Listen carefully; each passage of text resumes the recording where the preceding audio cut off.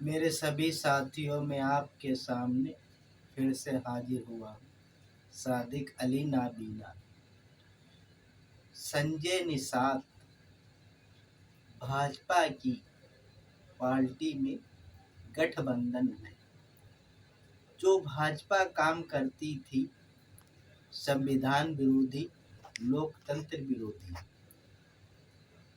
वही काम संजय निषाद आज करते दिखाई देते हैं।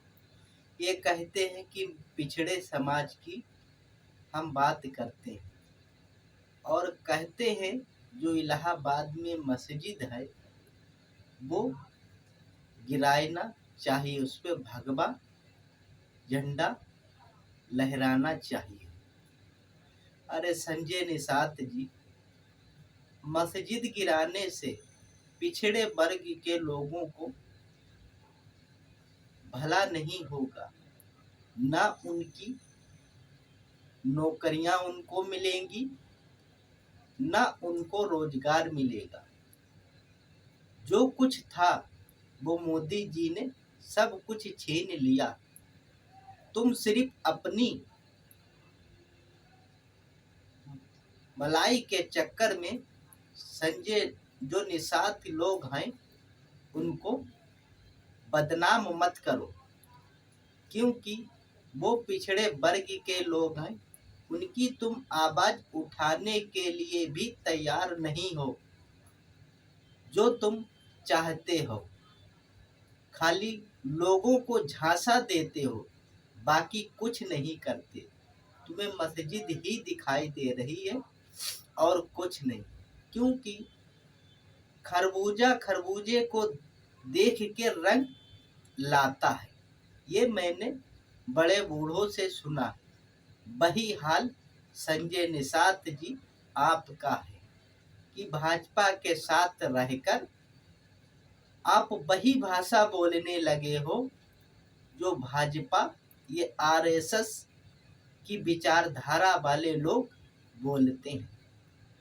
तुमको बनारस में नहीं दिखाई देता है जो निषाद समाज के लोग अपनी बिचारे रोजी रोटी नाव चला के गुजर बसर कर रहे थे।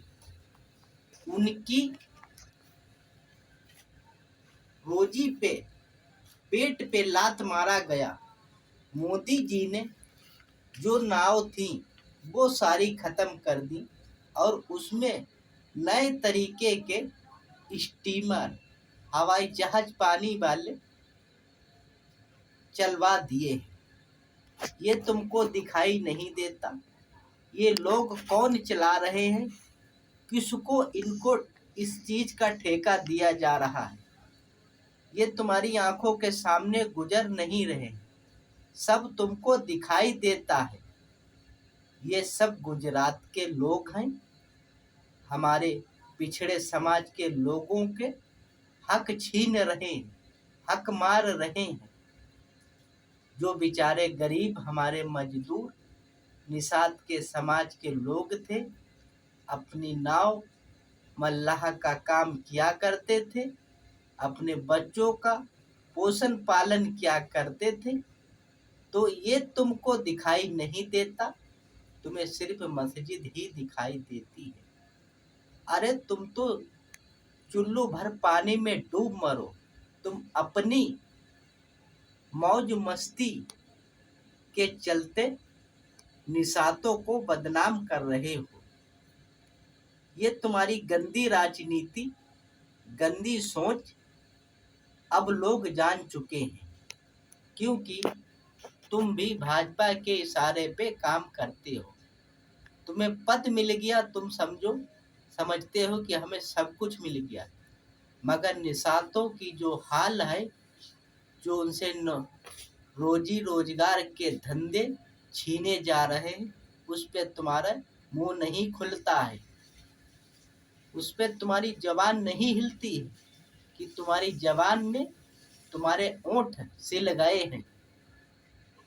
इससे ज्यादा शर्म की क्या बात होगी। अगर तुम्हारे अंदर थोड़ी सी भी पिछड़े वर्ग की हमदर्दी है, तो सबसे पहले जो वहाँ पे स्टीमर, पानी के हवाई जहाज चलाए गए हैं, वो निषाद समाज के हाथों में दिलाओ, तब हम तुमको जानेंगे कि भाजपा के अंदर तुम्हारा कुछ दबदबा है, वरना तुम भाजपा के गुलाम हो। अगर तुम्हारी औकात है निषाद की बात उठाने की, समाज के लोगों की, तो उनके हाथों में ये रोजगार दिलाओ, तो हम तुम्हें जानेंगे, वरना तुम खाली ढोंग भाजपाइयों की तरह चलाते हो, ढोंग फैलाते हो। ये ढोंग तुम्हारा पूरी देश की जनता जान चुकी है, पिछड़े समाज के लोग भी जान चुके हैं। भारत में इतनी बेरोजगारी है, वो तुमको दिखाई नहीं देती, महंगाई वो दिखाई नहीं देती, किसान बेचारे परेशान हैं, पशु आवाराओं से, सांडों से, गायों से, वो तुमको दिखाई नहीं देती। जो इतनी महंगाई बढ़ती चली जा रही, हमारे बच्चों की शिक्षा को महंगा किया जा रहा, वो तुमको दिखाई नहीं देता। दिखाई तो तुम्हें देती है सिर्फ एक इलाहाबाद की मस्जिद। अरे डूब मरो, मस्जिद से कुछ नहीं तुम्हें मिलने वाला है। तुम जैसे 56 आए चले गए, मगर तुम्हारी औकात ये देश की जनता जान चुकी है कि तुम अपनी मलाई के चक्कर में खाली भाजपाइयों के इशारे पे चलते हो। मगर ये सब ढोंग थोड़े दिन ही का होता है, बाकी का नहीं। जो बुरे चाहता है तो बुरा करके देख लो, भला चाहते हो तो भला करके देख लो। अगर भला चाहते हो संजय निषाद, तो पिछड़े समाज की आवाज बनो। अपनी मलाई के चक्कर में, मलाई तो तुम्हें खाने को मिलती है, इसमें कोई दो राय नहीं, मगर जिन लोगों ने वोट दिया उन लोगों की हक की बात करो तो बेहतर रहेगा। नहीं वरना वही लोग, पिछड़े समाज के लोग तुम्हें दौड़ाएंगे। तुम्हारी औकात नहीं कि उनके बीच जाके तुम वोट मांग सको। अब पिछले जमाने के लोग नहीं रह गए, पढ़ लिख कर आगे बढ़ चुके हैं। वो तुम जैसे 420 धोखेबाज नेताओं की चालों को समझते हैं।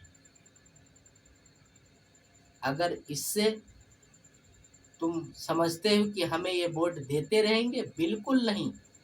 कि तुम मलाई कब तक खाओगे, एक ना एक दिन जनता ही तुम्हें जमीन पे पटक देगी, ये मेरा मानना है। इसी बात को मैं ख़त्म करते हुए सभी साथियों से निवेदन करता हूँ, पिछड़े समाज के लोग जागो, जो आपके हक की बात करे उसको वोट दो और उससे सवाल करो, गिरेबान पकड़कर सवाल करो। डरने की कोई ज़रूरत नहीं। ये हमारे तुम्हारे वोट से सत्ता पे बैठते हैं और मलाई खाते हैं, रसगुल्ले उड़ाते हैं। हम सबको एक टुकड़ा तो टुकड़ा है, उसका रस का भी बूंद नहीं दिखाई देता है। ये हमारी तुम्हारी बदौलत से ही वहाँ तक पहुँचते हैं। ये जैसे ही वोट मांगने आए, तुरंत इनसे पूछो कि तुमने इतने दिनों तक हम सबके लिए क्या किया। हमने तुम्हें वोट देके सत्ता पे बिठाया, कुर्सी पे बिठाया, कौन सी बात तुमने हमारे हक में की।